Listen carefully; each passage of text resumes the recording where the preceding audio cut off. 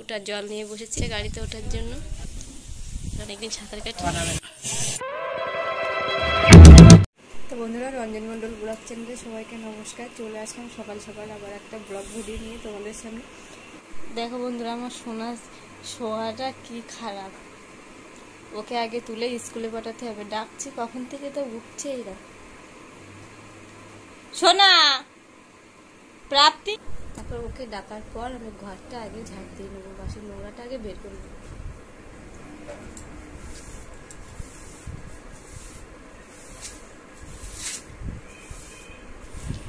সোনাকে আমি রেডি করে ফেলেছি। রেডি করে সকালে তো না খেয়ে যায়, তাই খাবে না কিছুতেই, তাই আমি বিস্কুট আর জল নিয়ে বসেছি। সোনা খাচ্ছে বিস্কুট আর জল। বাহ, সকালবেলা উঠে সোনা রেডি হয়ে দাঁড়িয়ে আছে। স্কুল গাড়ি চলে এসছে, সোনা যাচ্ছে গাড়িতে ওঠার জন্য। তো বলছে মা আমি পেপসি খাবো, তাই আমি আবার একটা পেপসি কিনে দিলাম। গাড়িতে উঠে গেল।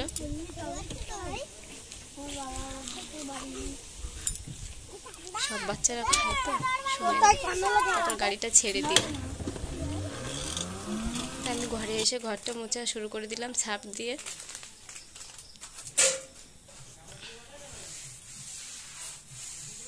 সকালের বাসি ঘর তো আমি ঝাড় দেওয়ার পরে মুছে ফেলি। তারপরে সবাই মিলে এক জায়গায় দিদি এসছে, 2-3 দিন হচ্ছে। তার দিদি, আমি, আমার যা সবাই মিলে চা খেতে বসেছি সকালবেলা।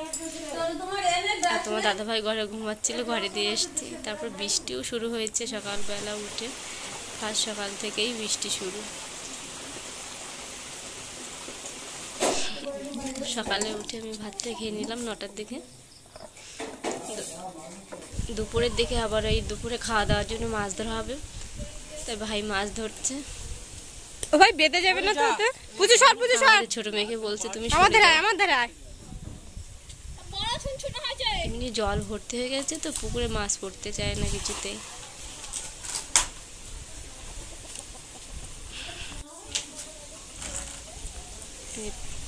প্রথমবারে যে মাছগুলো পড়েছে সেই মাছই, 2টো মাছ পড়েছে প্রথমবারই। সেই পুকুরে এত পরিমাণে জল হয়েছে বৃষ্টিতে, কিছুতেই মাছ পড়তে যায় না।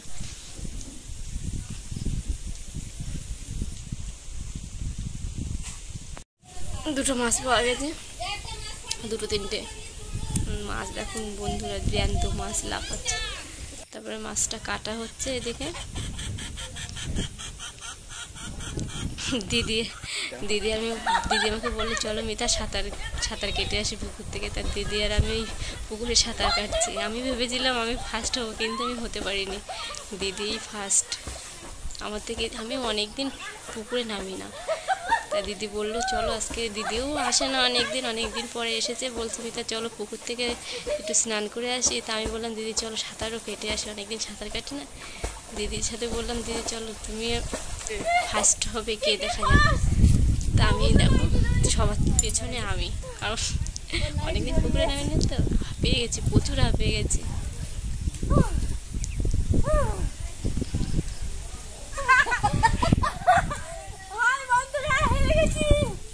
দিদি কিন্তু ফার্স্ট হয়েছে।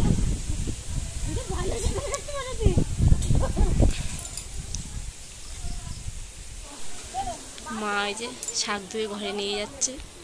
তারপর দিদি বললো চলো আবার যাবো, তবে আবার যাচ্ছি। আর ভাই মাছ ধুয়ে ঘরে নিয়ে যাচ্ছে।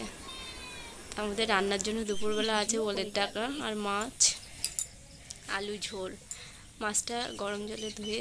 তা বন্ধুরা, এই যে আমার মাছ গরম জলে ধোয়া হচ্ছে, আর এই পাশে ওলের ডেগা আর আলু কেটে রেখেছি, ভাজা হবে। আর এখানে আছে উচ্ছে আলু ভাজা। আর ওলের ডাটা রান্নার জন্য এখানে আছে কাঁচা লঙ্কা কাটা, পেঁয়াজ কাটা, আর আছে আদা কাটা আর রসুন।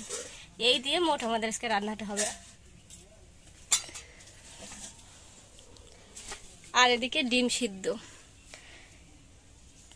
তা তোমরা আমার ভিডিওটা স্কিপ না করে পুরো ফুল ভিডিওটা ভালো করে দেখতে থাকবে।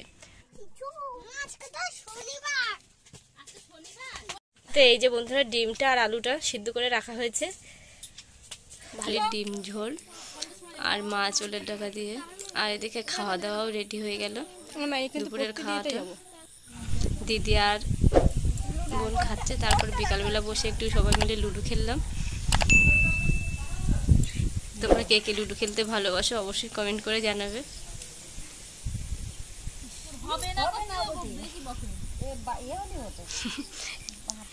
ফোনে খেলছি তো কে কখন হাত মারছে বুঝতেই পারছি না। তারপরে সন্ধ্যাবেলা চলে গেলাম বাজারে, দিদি আমি আর যা। বাজারে দেখো পুরোটাই বাজারটা আমি তোমাদেরকে ঘুরিয়ে দেখাবো। বাজারে ঢুকতেই দেখো আমাদের খাবারের দোকান, তারপরে এক সাইডে আছে পুরোটাই সমস্ত রকমের দানার দোকান, শসার দানা, ভেন্ডির দানা, এসব সমস্ত রকমের পুরো দানার দোকান পুরোটাই। এ দেখো আলু, পেঁয়াজ, সবাই দোকানে নিয়ে বসে আছে। দাম শুনবো। এই যে বোন আলু কিনছিল, আলু পাচ্ছিল। আমরা কোনোদিন বাজার করিনি, ফার্স্ট বাজারে যাওয়া, বাজার করা।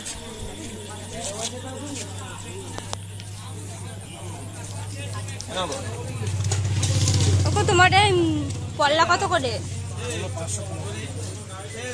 ভাবলাম বন্ধুদেরকে আমাদের ঝড়খালির বাজারটাও একটু ঘুরিয়ে দেখাই। আর এটা পুরো বই আর ধূপকাঠির দোকান, তার পাশে ছিল ফলের দোকান। তারপর আমরা পেঁয়াজ কিনবো বলে আর একটা দোকানে গেলাম। সেখানে দাম বললো বেশি, ওই জন্য আর একটা দোকানে গেছিলাম।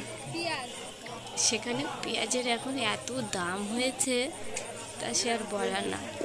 মেসমুর জামাইবুর দোকান থেকে পেঁয়াজ নিলাম। তা বন্ধুরা এবার বাজার থেকে বেরিয়ে একটু মন্দিরের দিকে যাব, সেখানে সন্ধ্যা আরতি হচ্ছে, সেটাও একটু দেখবো।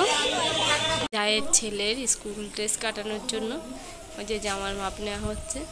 দর্জির দোকানে চলে গেছিলাম, কারণ আমার বাবার ড্রেসটা কাটাতে হবে। তারপরে আমরা চলে গেলাম স্টেশনারি দোকানে একটু কসমেটিক জিনিস কিনতে।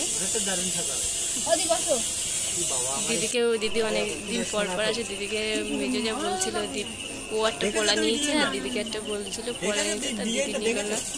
আর দিদি সোনার পোলা আছে, পোলাটা দেখে পুরো মনে হচ্ছে সোনা, আর শাখার ডিজাইনটা দেখে মনে হচ্ছে সোনা, কিন্তু সোনা না, দেখতে ভালো লাগছে। এখন 75 হয়ে গেছে, আর লোকে সোনা বানাবে। ওরকম করছে কেন? ফটোটা একটু বার করো। কত কষ্ট জানো তো বার করতে, কতগুলো মানুষ।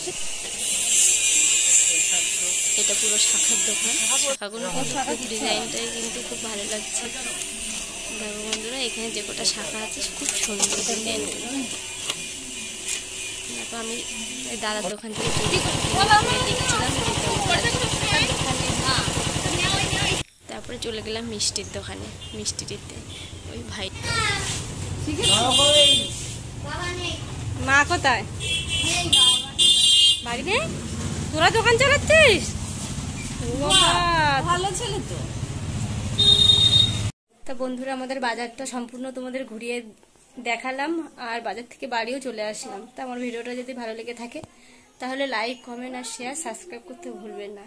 আর বন্ধুরা তোমরা আমার পাশে থেকো প্লিজ। চলি টাটা, পরে আসবো আবার একটা নতুন ভিডিও নিয়ে তোমাদের সামনে।